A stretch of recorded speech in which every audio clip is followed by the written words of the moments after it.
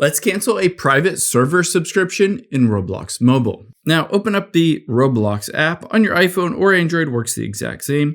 And we can either navigate to the game or you can see your entire list of private servers just by going into the inventory. So usually in the inventory, it defaults to accessories here. But instead of accessories, all we need to do is filter down for just private servers. And you'll be able to see all of my private servers. I have this Steal a Brain Rot private server that I want to cancel. Keep in mind, it does charge me Robux every month. So if you don't want to keep being billed, you need to cancel it. Now, all we need to do is scroll down until we find servers on this list. And from here, there is that server that I just created. All I need to do is hit the cancel button.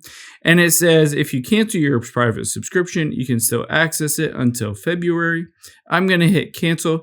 And just like that, it won't continue to bill me Robux every single month.